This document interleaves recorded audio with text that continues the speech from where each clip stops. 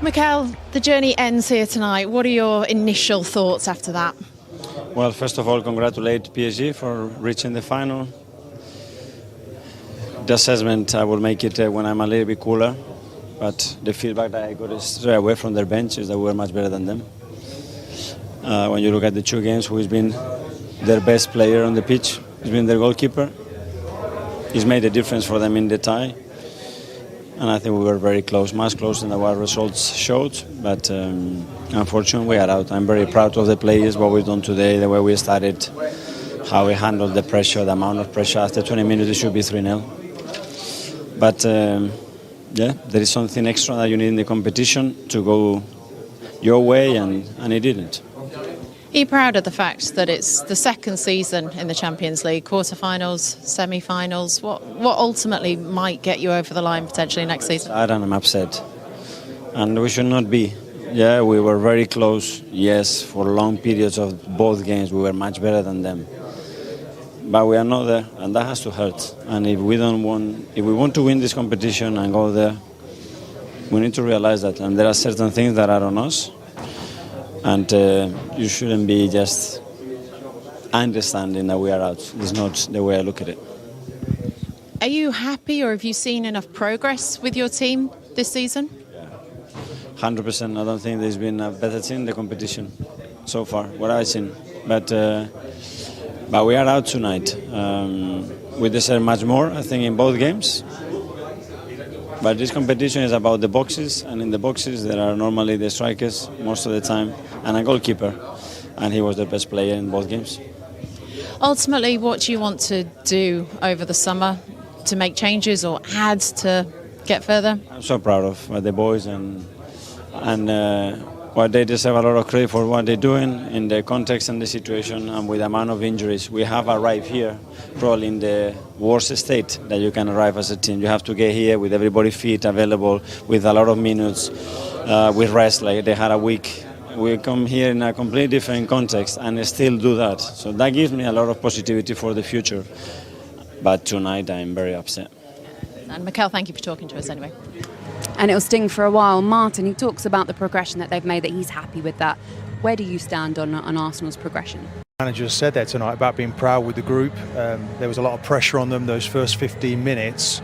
They really took the game to their opponent, just weren't clinical enough. That's where they failed, really. But I think the journey that they're on, I think he's putting the pieces together in this jigsaw piece. It's a long, winding road. It's not a straight path to success. And I know what that feels like. And he's talked before this game tonight about the hurt, anger, and using it as energy into tonight's game. They did that. And that's what they're going to have to build upon for next season. I was in an Arsenal team that went 3 seasons second best to Manchester United. Disappointments in major cup finals. Okay, this is almost like a cup final here. They've got to bounce back and make sure that they build from there. It's a foundation to build from now, but obviously recruitment is key to that. You know, we look at this team here tonight, that they bought Kvaratskhelia in January for £80 million, and they made a statement, and look how important he's been to them. So, you know, I think Arsenal got caught on the hop a little bit with the injuries that they had, but I think they've done well with the players he's at his disposal.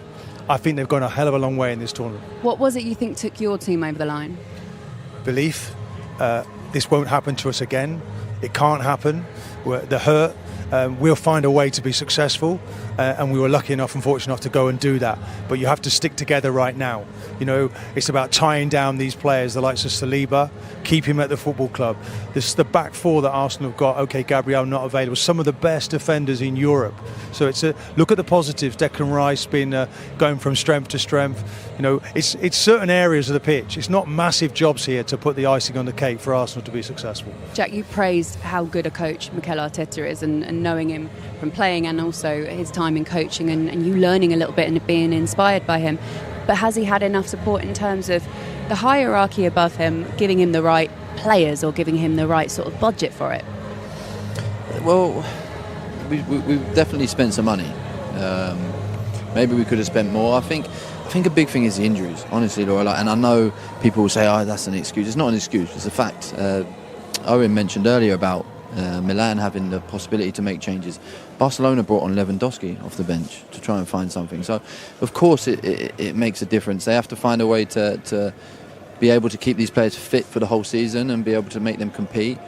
I see a lot of similarities with what Martin's saying with his team, and I played in a team that was for years and years was questioned of lack of leadership, and probably rightly so. And we didn't have the leaders that in Martin's group, and we probably didn't have the leaders that this group has now. And I think that's how the answer to your question before, how they bounce back, is they need them leaders. They need to make sure that this hurts, and they understand what they did wrong, and they try and make it better next year. Yeah. One of those leaders in the team is obviously Declan Rice. Let's get some reaction because Becky Ives is speaking to him now. Dec, simply, do you Yeah, look, it's gutting. Such a dominant start. If you score one of them chances, probably in the first 15-20 minutes, the game completely changes on his head. And then just the small margins in football, 2 mistakes from us, 2 goals for them, and obviously with the chances we'd missed, it just felt like it wasn't meant to be. We give it absolutely everything. In this competition, you're either in or you're out, and over the 2 legs, we could have scored 3 or 4 goals, to be honest with you, but Donnarumma's been unbelievable, and you got to look at the small margins. It just obviously wasn't meant to be. Quarter-finals last year, semi-finals this year. Next year, what does get this over the line? Yeah, look, in life, in general, I think sometimes you have to lose a few in order to win, and you have to overcome some of these setbacks to mentally grow and grow as a person and as a player and as a group. And I think we're going through that stage at the minute after a few losses in terms of losing out in the league, coming close in the Champions League back-to-back years. So look, we're growing as a team, as people, but we need to keep pushing and keep believing. This is why we play this sport. There's going to be setbacks along the way. PSG have obviously gone through tonight. We're absolutely gutted, but this isn't going to define us for sure. We're going to be back, and when we get our players back that have been out for a very long time, we're going to be a much stronger outfit, so we've got to keep going. Do you think ultimately not having the full squad when you get to this point in a competition is actually a bit of a game changer? Yeah, it's tough. We've done the whole season without 5 or 6 of our best players, and to be where we are and to do what we've done has been unbelievable. Fully stand by that. In the end, the group of players that have gone out there have given it absolutely everything. The whole squad has, even the players that flew over with us tonight that have been injured, every staff member. And everyone fully believed, and I think you could see that from the first whistle, how much we believed we could win and go out there and put on a performance. And like you said, on another night, we maybe scored 2 or 3 tonight. It was just that first 20 minutes where they score. We obviously had them chances where we didn't score. It was a real kick in the teeth. So, we'll assess it. We'll be back. And 3 games left. It's been a really long season. We really, really wanted this one. But... we'll keep pushing because this is why we play this sport. We want to win and we want to do the best we can. For you and that dressing room, you're in it every day. What's it like coming up so close each season and just not quite nailing that trophy, which is what ultimately everybody wants? Yeah, we're all desperate for it. That's why we play football. That's why we play this game. We want to win trophies. We want to be at the pinnacle of football, winning stuff. But like I said, obviously, for whatever reason, these last 2 years. In the cup competitions in the Premier League, it hasn't been meant to be. We've been really, really close. It's obviously not good enough because Arsenal are a club that deserve to be winning trophies and deserve to be pushing, and there's not a lot more we can really be doing. But like I said, sometimes in life you have to go through these small losses in order to win big, and that's what a lot of these big superstars have done in the past. They've all suffered defeats to then come out on top, and I'm sure this group will, because it hurts. You see the boys in there, you see the manager. Yeah, it's tough. It's a semi-final. We wanted to be in Munich, and it's obviously not meant to be, but it doesn't define us, like I said, and we'll be back for sure. Dec, thank you. Very, very difficult straight after a game like that, and to experience the highs and lows of the last 2 legs, and actually the road that they've taken to get here, Owen. I mean, you've been part of teams twice that have gone on and won this. It is so difficult to even get to the final of the Champions League, and obviously only the best of the best can actually do it and go and win. How painful will it be, and how quickly do they need to bounce back as a team? It will be painful, but they're young, and you got to think Declan, after being at West Ham and coming here, we had, in all the teams I played in, we had a lot of experienced players, really experienced players that had been there and done it. Dec would have been one of the youngest, so I think they need to add maybe players that have been there in these games, like you look at Inter have, that PSG have, you look at Marquinhos. Arsenal are so close to being one of the best teams all about Premier League and Champions League, but they just need a bit more squad depth and a bit of players that have been there and done it. Like Mikel came to this Arsenal team and helped the young lads out, like Jack. I think they need that, and then they can take that final step. Marquinhos is a good example, isn't he? He's been on the end of some massive disappointments, and in the end he gets to cheer, he gets to celebrate, and he maybe gets to win a Champions League. As I say, that pathway to success, sometimes a long, winding path, and it is right now for these Arsenal players. Let's remind ourselves a bit exactly how this happened, because one thing that is quite interesting about this game is this is the most amount of shots, 20, that PSG have conceded at home in all competitions all season, and that is so impressive and perhaps says something about the way that Arsenal went after this game, Jack. Yeah, I think that's credit to them. It's clear what type of game they wanted. They wanted to be on the front foot. They wanted to be aggressive from the start. But you can see with all them shots and only 4, maybe 5 on target, that's the finishing quality. At this level, you need it. You're an Arsenal fan watching at home, Martin. Are you proud of the way they went after it? Are you frustrated with the way they approached the game? What do you think? I think both, really. I don't think they would have been surprised, some of the fans, because in front of goal it's been tricky. Since February, where you've lost Havertz, Jesus was already injured. I think it was a gallant performance tonight. Definitely can be proud of that, but it's about being more clinical in front of goal, and that's either that's another player or they find another way to score goals. But tonight, that's an area where we were sadly lacking, really, when it really came down to it. There were so many chances so early on.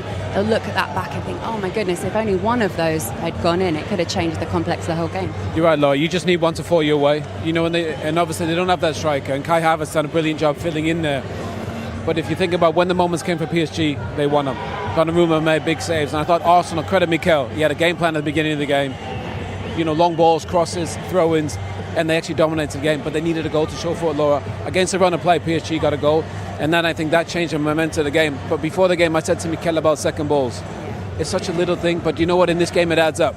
The first goal is the second ball, header from Partey, you win the second one, and the second goal is the same. So, and again, it feels like a little thing. It's a poor header from Partey. He's got to head it back. But that second ball, you got to win that, Laura, in your box. And then you allow a player like Ruiz there who takes the touch. It's just these moments add up, Jack, in the game. And I just thought they went against Arsenal. Yeah, he's out of position, Martinelli, and he's recognised it a little bit too late, and then he can't slow down. Ruiz is a good player. He's recognised it. He wants to get on his strong foot, and then he gets a little bit of luck, but he's made that. How difficult for Raya as well, such a big deflection, as you're saying, off the back of Saliba. Yeah, To be honest, I think the goalkeeper was beat anyway. I know he gets a deflection, but that's hitting the back of the net. It's a remarkable. It was really patient as well from Ruiz. Lets it run across his body. Martinelli's a little bit naive. He's trying to get across, but the header really kills everyone. He's got to head that out front of the corner and reset. Talking about second balls, you mentioned it. Jack, why don't you talk us through this one for Hakimi? Yeah, this is what we were talking about half time. That pass there, you don't have to make that pass. That's what they want. They want you to pass it inside, and now look at them start to run. They've got players that can carry the ball like that and give time for other players to get in the box. And then they have quality in these areas. Partey maybe can be a little bit more aware of that situation. But then, it all comes from Arsenal making a mistake they didn't have to make. But you know what? One thing I would say, Laura, the two fullbacks, the two best in the competition. Hakimi's got 3 goals, 5 assists in this competition.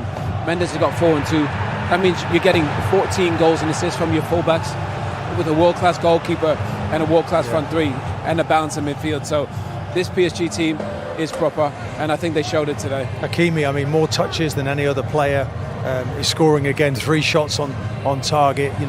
It's incredible. He's a right back, and he's got more touches than anybody else on the pitch. It just says it all. Picked up man of the match tonight as well. Yeah, and I think that's why the first goal for Arsenal was so important, because then it become a game where PSG could wait for their moments, and when you're chasing a goal and you become a little bit more expansive and your distances become big, then when you're playing against good players, they're going to hurt you, and unfortunately they did that. Martin, the Arsenal goal did come eventually from Saka.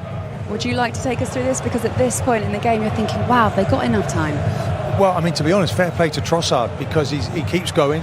Marquinhos just dives, and the referee plays on, which we didn't see a lot of in the first tie, if I'm honest. And then they get a little bit lucky, but I didn't think there was a foul. I thought he dived, and he puts that ball into the danger. It's a lucky deflection, but then fair play to Saka, keeps going. And really, it's the only way to beat this goalkeeper when he's actually... he hits the deck, and he's out of the way of it, and then he can just roll it in. And then you wondered then, that second chance came, didn't it, shortly after that. And if he could have put that away, we might have had a different tie. Credit as well to the subs, because for this chance that you're going to see in a second as well, Saka's next chance that he didn't manage to put in the back of the net, it was both of the subs that came off the bench to create those. But you know what as well, I think it was really tricky against Mendes because he's such a brilliant defender. When Saka came inside, he was brilliant and he created a couple of massive moments. This one maybe just takes his eye off it. Maybe Donnarumma puts him off, but tackle it, head it, let it hit anywhere. That needs to go in. If that goes in, Laura, wow, what a finish we're going to have. But it just didn't go their way in the big moments which they needed to. What did you think watching that, Martin? Yeah, it was painful. It was painful, and it will hurt Saka, and he won't be sleeping for 2 or 3 nights. But, you know, I think he can be proud of what he offered tonight. He was causing major problems for Mendes early booking. We didn't see a lot of him in an attacking sense tonight because of Saka on the pitch. I know, Jack, like, they won't be feeling it now to say, what do they learn from getting this far in the competition? And, you know, will they come back stronger next season? But do you think genuinely Arsenal as a team are getting closer and closer to something? Yeah, I do, and I know that the fans and the people at home will be frustrated with this and probably frustrated with me saying it, but I do, and it is another step, and of course, like where we were, I mean, there was probably 4 or 5 years where we didn't qualify for the Champions League, and that was really tough, and Mikel came in and, you know, he had to build something from almost from the start and get rid of players and bring some players in. And I think, as I said before, when you look at PSG is probably a good example. They haven't won it in ages, and it feels like it's probably their time now. And as frustrating it is for us Arsenal fans, it's unfortunately we're probably going to have to go through that process. They can't do it for too long or keep doing it like this because they don't want to become the nearly team that always misses out. Second place in the Premier League again and again, semi-finals of Champions League. I mean, some teams would bite your hand off for that, but do they need more? I think it's a bit unfair on Arsenal. I still think they're a young team. I think they're developing. I think they progressed from last year when they went out against Bayern. I think they've improved dramatically this year. They're missing 2 of their best players, Kai Havertz and Gabriel, and they need a striker. So if you look at the depth of the other semi-finalists, they got way more depth and opportunity to rotate players. I think Arsenal, Jack made a great point, how hard it was for City and PSG to win this Champions League. It's hard. There's a lot of great teams with bigger budgets than Arsenal. But this summer, you'd love to see the club going back, Mikel, and bring in a striker or maybe bring in another one. Because I think goal scoring wise, I think they're 19 less than Liverpool. That's a big difference. They're this close, but they need to invest to get the players to help them make that final step. Yeah. Okay, let's get some reaction with a PSG fan. Jules is speaking with Reshmin Chowdhury now. In the first 15 minutes at the Emirates and in the first minutes tonight, because they could have been 2-0 up today, really. Yeah. And I think this is those moments that the boys were talking about as well, where you have to take your chance. And if you let it go, then you get punished. But you didn't get punished. You didn't let it go. You are through to the final. Tell me, what does it mean for this club? It's the second final now, isn't it? The last one was behind closed doors in 2020, and of course you didn't win it.